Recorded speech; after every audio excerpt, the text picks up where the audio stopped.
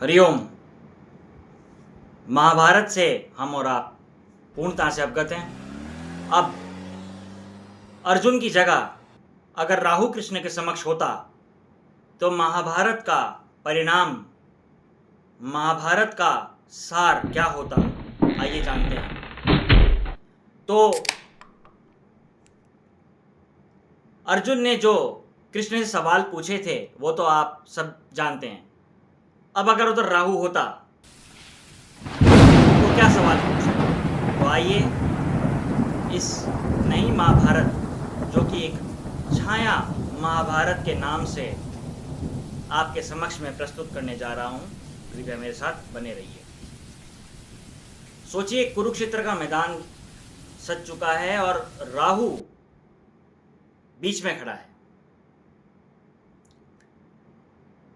लेकिन आज श्री कृष्ण की नजर सिर्फ उस अर्जुन पे नहीं है। उनकी दिव्य दृष्टि उस शोर और तनाव के पार एक ऐसी ताकत को देख रही है जो आम आंखों को नजर से दिखती नहीं है। युद्ध भूमि के ठीक ऊपर आसमान में एक धुंधला सा साया चुपचाप सब कुछ देख रहा है। ये राहु है, वही राहु जो अमृत की एक बूंद पीकर अमर तो हो गया, लेकिन जिसका धड़ कट जाने की वजह से वो कभी पूरा नहीं हो सका। वो हमेशा की तरह अधूरी इच्छाओं, असंतोष, भ्रम का प्रतीक है। वो यहाँ युद्ध देखने नहीं बल्कि इंसानियत के इस सबसे बड़े रंगमंच का मजा लेने आया है। वो देख रहा है कि कैसे भाई ही भाई के खिलाफ खड़ा है, कैसे धर्म की बड़ी बड़ी बातें करने वाले खुद मोह के जाल में फंसे हुए हैं। उसके लिए ये सब एक खेल है, एक तमाशा, जहाँ हर कोई अपनी बनाई दुनिया में उलझा हुआ है। वो मुस्कुरा रहा है क्योंकि भ्रम ही तो उसका इलाका है। पर उसे ये नहीं पता था कि आज खुद माया के मालिक उसके इस घमंड को तोड़ने वाले हैं। ध्यान से सुनिए। अचानक राहु को महसूस होता है कि जैसे उसके चारों तरफ एक तेज रोशनी फैल गई हो। वो चौंक कर देखता है तो उसके सामने हल्की सी मुस्कान लिए भगवान श्री कृष्ण खड़े हैं। राहु, जो खुद देवताओं के मन में डर पैदा करता है, एक पल के लिए वह हैरान हो गया, घबरा गया। घमंड और हैरानी से मिले हुए भाव से वो पूछता है, केशव, आप यहाँ? आपका प्यारा दोस्त अर्जुन तो मैदान में हिम्मत हार रहा है, आपको तो वहाँ होना चाहिए, उसका हौसला बढ़ाना चाहिए।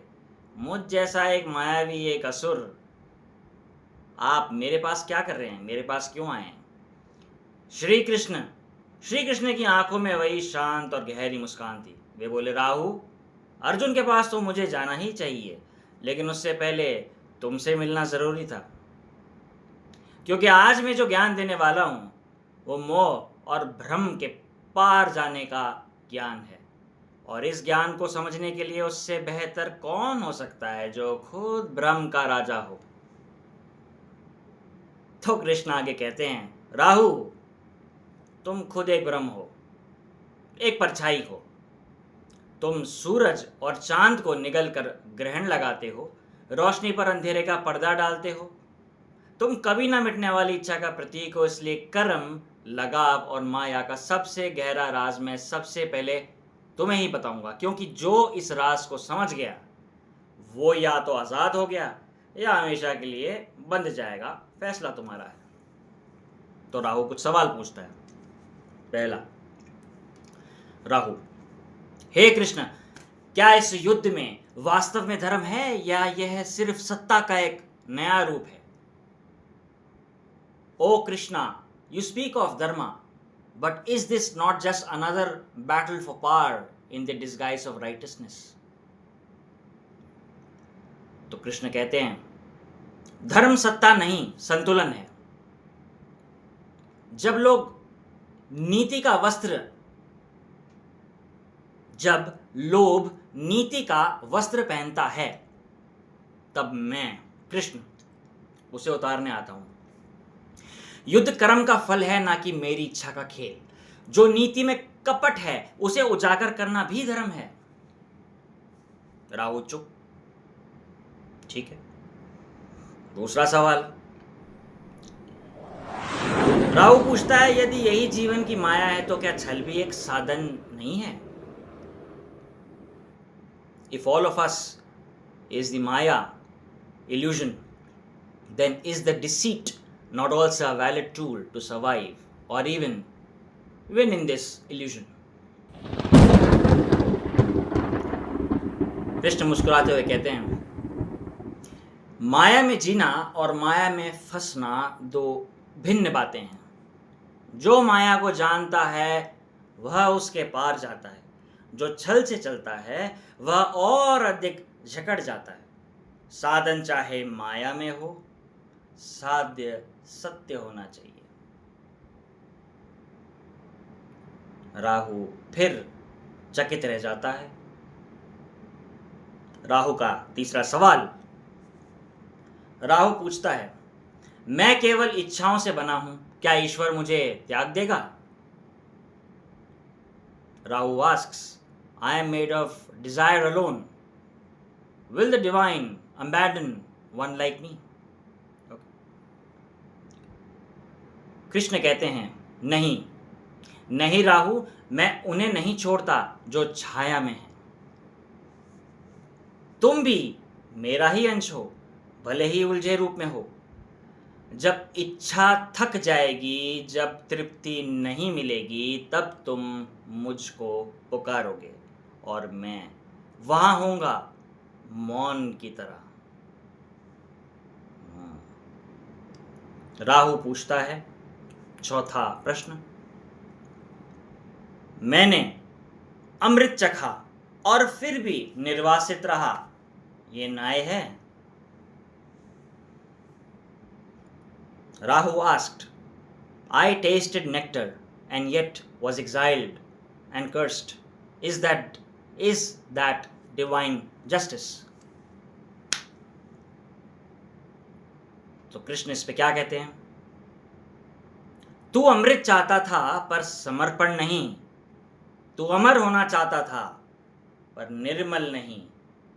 न्याय वही है जो आत्मा को शुद्ध करे, भले वे तुझे अच्छा ना लगे। तू अमृत के स्वाद का अधिकारी था पर उसके भार को उठाने के योग्य नहीं था। राहु सोचता है। सोचने के पश्चात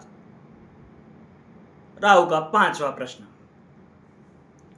राहु बोलता है, यदि युद्ध जीतने के बाद भी मृत्यु है तो फिर मैं क्यों युद्ध करूं Keshav? Rahu, if even after victory there is death, what is the point of all this? What is the point of war? Why should I fight? जो कि बड़ा सामान्य प्रश्न है जो अर्जुन ने भी पूछा था। तो कृष्ण कहते हैं, मृत्यु अंत नहीं है बल्कि रूपांतरण है। युद्ध बाहर का नहीं भीतर का है। जो तू अपने भीतर के भ्रम से लड़ेगा तभी सच्चा विजयी बनेगा। ठीक। राहु इस पे भी अपनी सहमति जताते हुए छठा प्रश्न पूछता है। राहु कहता है, क्या मैं तुम्हारा विरोधी नहीं हूं? Am I not your enemy, Krishna? Born to disrupt, deceive and challenge your order. Krishna कहते हैं, तू मेरा शत्रु नहीं, मेरी लीला का हिस्सा है। जैसे रात्रि के बिना दिन नहीं आता, वैसे ही तेरे बिना भी मेरा प्रकाश पूर्ण नहीं। पर जब तू अपने स्वरूप को पहचान लेगा तब तू विद्रोही नहीं साधक होगा। राहु फिर शांत हो जाता है। राहु कुछ देर सोच में पड़ जाता है। ठीक है। फिर राहु का सातवां सवाल, क्या मुझे मोक्ष मिलेगा बिना तपस्या के? Will I to attain liberation even without penance or purity?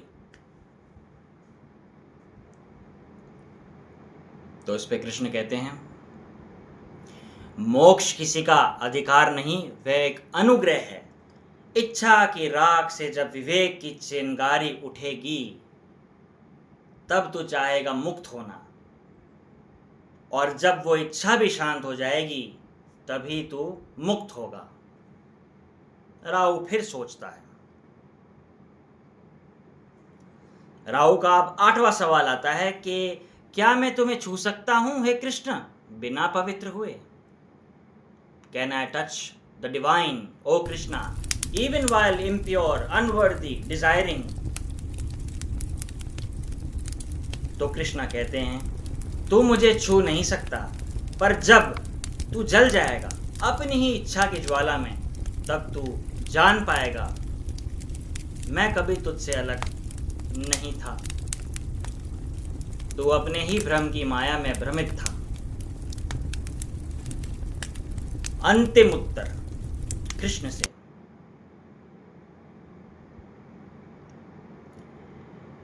जब तू स्वयं को खो देगा तभी मुझे पाएगा। मैं तेरे भ्रम के पार हूं, पर तुझसे दूर नहीं। तू जितना मुझे ठुकराएगा मैं उतना तेरे भीतर उतरता जाऊंगा, और जब तू मौन होगा मैं वहां बोलूंगा। तो यहां पर एक दिव्य संवाद का आरंभ होता है, और पहला पाठ, कर्म और पहचान का रहस्य। राहु जो अब तक खुद को भ्रम का बहुत बड़ा विज्ञाता मान रहा था, कृष्ण की बातों में और उलझ गया। उसने ताना मारते हुए कहा कि केशव, आप भी क्या पहेलियां बुझा रहे हैं? मैं खुद ही एक साया हूं, एक धोखा हूं। जब सब कुछ एक भ्रम ही है तो मैं कोई काम करूं ही क्यों? और अगर करूं भी तो किससे लड़ूं? जीत कर भी मुझे क्या मिलेगा? क्या ये आपकी कोई नई चाल तो नहीं है? सबसे बड़े मायावी तो आप ही हैं। तो श्री कृष्ण ने गंभीरता से जवाब दिया, राहु, यही तो तुम्हारा सबसे बड़ा वहम है। तुम माया में रहकर माया को ही कोसते हो। तुम्हें जिसे अपना रूप समझते हो, असल में वो तुम्हारा कर्म है, तुम्हारा स्वभाव है। जैसे आँख का काम जलाना है, पानी का काम ठंडक देना है, वैसे ही तुम्हारा स्वभाव ग्रहण लगाना और भ्रम पैदा करना है। कर्म करो, क्योंकि कर्म ही तुम्हारा धर्म है, कृष्ण ने समझाया। लेकिन उस काम के नतीजे से खुद को मत जोड़ो। तुम ग्रहण लगाते हो, ये तुम्हारा काम है, पर तुम ये सोचने लगते हो कि मैंने सूरज को निगल लिया, मैंने रोशनी को रोक दिया। ये जो मैं है यही तुम्हारे बंधन की वजह है। तुम तो बस एक जरिया हो उस ताकत के हाथों में जो इस पूरी कायनात को चला रही है, और वो हूँ मैं। अपने स्वभाव का काम करो, पर उसकी हार जीत से खुद को अलग कर लो। जिस दिन तुम करने वाले के एहसास से आज़ाद हो जाओगे, उस दिन तुम माया के असली मालिक बन जाओगे। तो कृष्ण के इन शब्दों से राहु के घमंड पे पहली चोट पड़ी। तो उसके आगे क्या हुआ? उसके आगे आता है एक पाठ, आत्मा की अमरता का सत्य। राहु अभी शक में था। उसने अपनी हालत की तरफ इशारा करते हुए कहा कि हे माधव, ये ज्ञान की बातें सुनने में अच्छी लगती हैं, पर मेरी हकीकत देखिए। मेरा सिर यहाँ है और धड़ कहीं और है। मैं अमर होकर भी अधूरा हूँ। मैं हर पूर्णिमा और अमावस्या को सूरज और चांद को निगलने की कोशिश करता हूँ, पर वो फिर भी आज़ाद हो जाते हैं। मैं हमेशा तृप्त रहता हूँ, हमेशा। ऐसी अमरता का क्या फायदा? ऐसी पहचान का क्या मतलब? श्री कृष्ण मुस्कुराए, राहु, तुम जिसे अपना शरीर कहते हो वो तो बस कपड़ों की तरह है। तुम्हारी अपनी कहानी ही तो मेरे ज्ञान का सबसे बड़ा सबूत है। तुम्हारा शरीर हथियार से काट दिया गया, पर क्या तुम खत्म हो गए? नहीं, क्योंकि तुम ये सिर, ये धड़ हो ही नहीं। तुम वो चेतना हो, वो ऊर्जा हो जो इसके अंदर है। कृष्ण ने गीता के उस सबसे बड़े सच को राहु के सामने रखा। नैन छिन्दन्ति शस्त्राणि नैनम दहति पावक न चैनम क्लेयंत्यापो न शोष्यति मारुतः, यानी इस आत्मा को ना हथियार काट सकते हैं, ना आग जला सकती है, ना पानी से गीला कर सकता है और ना हवा से सुखा सकती है। तुम्हारा शरीर कटा पर तुम्हारी आत्मा तो अमरी है। तुम अधूरे इसलिए नहीं हो कि तुम्हारा शरीर कट गया। तुम अधूरे इसलिए महसूस करते हो क्योंकि तुम आज भी खुद को वो कटा हुआ शरीर ही समझते हो।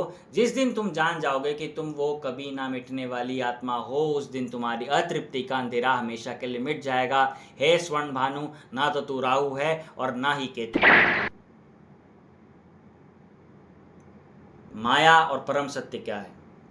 राहु के मन का अंधेरा धीरे धीरे हटने लगा था। उसने अपनी जिंदगी का सबसे बड़ा सवाल कृष्ण के सामने रखा कि हे माधव, हे वासुदेव, हे कृष्ण, अगर ये सब आप ही की लीला है और मैं बस आपकी ही ताकत का एक हिस्सा हूं, तो फिर ये दुनिया मुझे दोष क्यों देती है?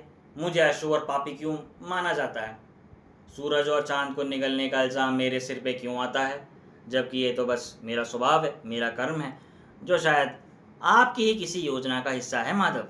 ये सुनकर श्री कृष्ण ने उसे माया का आखिरी और सबसे गूढ़, सबसे गहरा राज बताया। तो सुनिए, राहु, दुनिया तुम्हें इसलिए नहीं कोसती कि तुम ग्रहण लगाते हो। दुनिया तुम्हें इसलिए कोसती है क्योंकि तुम एक परछाई होकर भी खुद को सच मान बैठे हो। तुम ये भूल जाते हो कि तुम्हारी ताकत उसी रोशनी से है जिसे तुम ढकने की कोशिश करते हो। अंधेरे की पहचान तभी तक है जब तक रोशनी मौजूद है। माया मेरी ही शक्ति है, स्वयं मैं ही माया हूँ, कृष्ण ने कहा। पर जब कोई उस माया में फंसकर खुद को उसका मालिक मान लेता है तो वो बंध जाता है। तुम अशुभ नहीं हो राहु, तुम इस ब्रह्मांड के संतुलन के लिए ज़रूरी हो। तुम अंधेरे का प्रतीक हो ताकि दुनिया रोशनी की कीमत को समझ सके। तुम भ्रम पैदा करते हो ताकि ज्ञानी लोग सच को खोज सकें। जिस दिन तुम अपने इस रोल को बिना घमंड के एक जिम्मेदारी समझकर निभाओगे, उस दिन दुनिया तुम्हें दोष देना बंद कर देगी। तुम बस एक माध्यम बनकर रह जाओगे और सारा नाम या बदनाम उस परम शक्ति का होगा जिसका तुम एक हिस्सा हो। रूपांतरण और समाधान, कृष्ण के ये शब्द किसी बिजली की तरह राहु पर गिरे। उसके अंदर सदियों का जमा घमंड, जलन और गुस्से का अंधेरा एक पल में राख हो गया। उसे पहली बार अपने होने का असली मतलब समझ में आया, अपने वजूद का पता चला। वो समझ गया कि वो सिर्फ एक परछाई नहीं बल्कि रोशनी को परिभाषा देने वाली ताकत है। वो अशुभ नहीं बल्कि संतुलन का एक जरूरी हिस्सा है। उसकी आंखों से अहंकार का पर्दा हट गया और ज्ञान की रोशनी ने उसके दिल को भर दिया। वह अब सूरज और चांद का दुश्मन नहीं था, बल्कि एक नाटकीय रूपांतरण से उसे देखता था जो बस अपना किरदार निभा रहा था। ना किसी का दुश्मन, ना किसी का दोस्त, ना करता, सिर्फ दृष्टा भाव। तो हमारी इस कहानी, जो कि एक छाया महाभारत है, वो सिर्फ भ्रम, धोखे और अचानक आने वाली मुसीबतों का एक अवलोकन नहीं, बल्कि वो उन लोगों का गाइड है। ये कहानी उन लोगों की गाइड बन जाती है जो माया के जाल से बाहर निकलना चाहते हैं। उसकी दशा अब दुनियावी कष्ट का नहीं बल्कि आध्यात्मिक जागृति का संकेत मानी जाने लगी।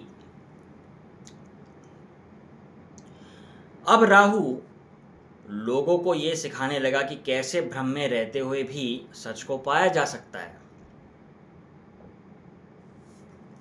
और कैसे अपनी सबसे बड़ी कमजोरी को अपनी सबसे बड़ी ताकत बनाया जा सकता है। तो ये थी छाया महाभारत। तो इससे क्या निष्कर्ष निकलता है? तो ये छाया महाभारत, छाया गीता, जो भगवत गीता का ही एक और पहलू है। एक इंसान और किसी राजकुमार या किसी संत के लिए नहीं है। ये हर उस प्राणी के लिए है जो अपने होने के भ्रम में फंसा है। चाहे वो अर्जुन जैसा महान योद्धा हो या राहु जैसा छाया का देवता। कृष्ण ने राहु को यह ज्ञान देकर मानो यह बताया कि हमारे अंदर की सबसे बड़ी अंधकार की शक्ति या कोना भी ज्ञान का एक ज्ञान के एक लहर से या ज्ञान की एक किरण से रोशन हो सकता है। हर परछाई के पीछे रोशनी का एक स्रोत होता है और हर भ्रम के पार एक परब्रह्म परम सत्य मौजूद होता है। तब आप सोचिए, अगर कल्पना की ये कहानी सच होती, जो कि कहीं ना कहीं सत्य है, तो क्या धर्म और अधर्म की परिभाषा हमेशा के लिए बदल नहीं जाती? क्या महाभारत का नतीजा और इस दुनिया का भविष्य कुछ और ही होता?